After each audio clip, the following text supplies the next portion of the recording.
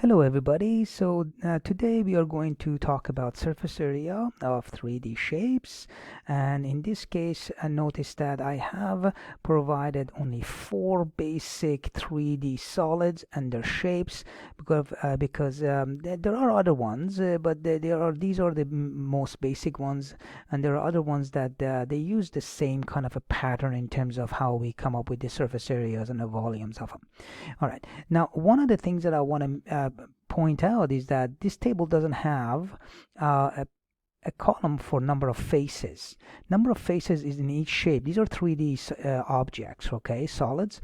So what I mean by number of faces is paintable faces, okay? So if this was a box and the faces, that means the outer surfaces, okay? So in this case, in a rectangular prism right here, for example, it has 6 faces. One in here, one on that side, opposite each other. Top and bottom is opposite, and then the front and the back. So that's 6 of them. So the number of faces in here, we know that is 6. Okay. Look at the right prism, a general right prism. Now, with the base is the triangular base, but look at how many faces do we have here? 1, 2, the 2 triangles up and down, base and the ceiling.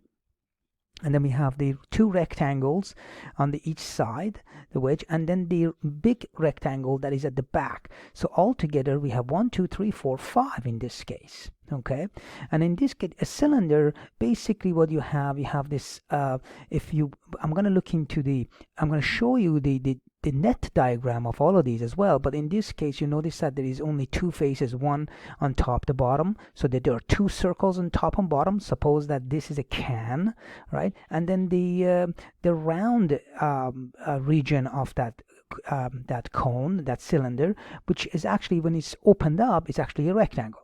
All right, so in this case we only have 3. Okay. And then we have the square pyramids. So in this case you have 1, 2, 3, 4 basically on the top, and then the base is the square, so that will give you 5. Okay, so that's what we have. And now that we have talked about the number of faces, I want to talk to you about the net diagram or the net shape. So we're going to go to a new website and I'm going to show you how that is. Okay, so I am on this site called GeoGebra, okay, geogebra.org, and you can type in and go to it. There are tons of resources online available, but I found this, and the author of this is Sophian12. I don't know who that is, but I'm gonna send an appreciation to whoever this person is for creating all of these net diagrams. Very nicely done. Okay, so let's look at the first one, net of a cube. Okay, so when you click on these, let's start with the very basic ones. And when you do look at the net diagram, what it means is that you're flattening the 3D shape into a 2D figure. Okay, so let's go through. I'm going to start up with I'm going to close this right away. Right, close it. So that's what you're going to see. This is the square. So it's actually a cube. So rectangular prism, same idea. But notice what happens. And I am just, forget about this right hand side, all of these things that I on the right hand side, the nets with the maximum 4 squares.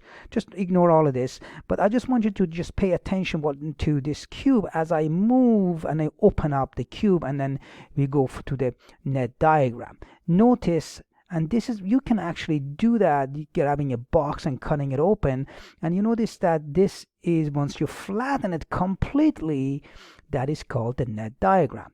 Now, is that the only net diagram for a cube? No. So that's why these numbers are showing up on this side. So if I click on this one, notice that there's another net diagram. So if I close this one, it will still give me the same cube. Okay, so notice what is happening.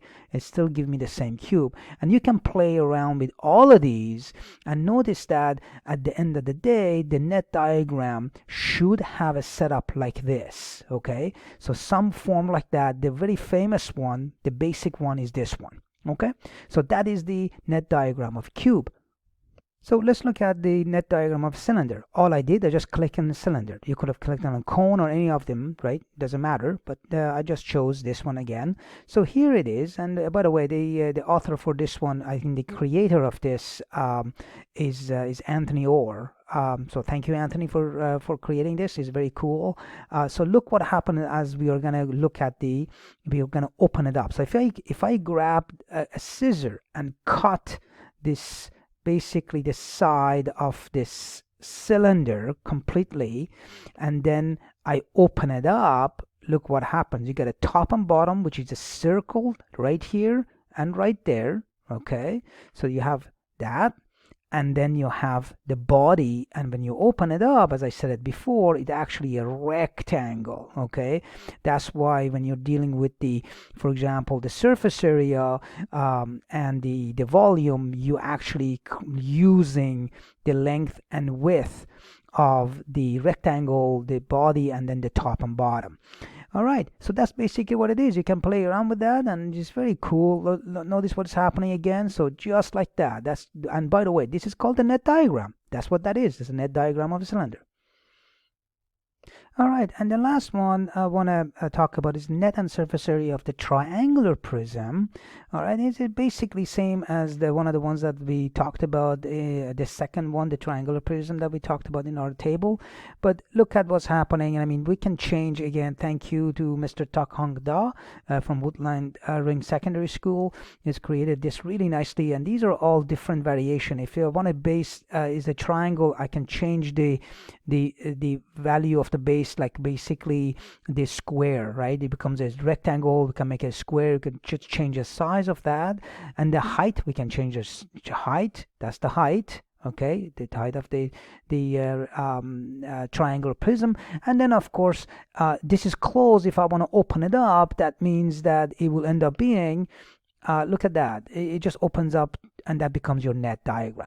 Okay, so as it's opening up, notice that you have the two opposite rectangles and two triangles opposite, and the base stays the same.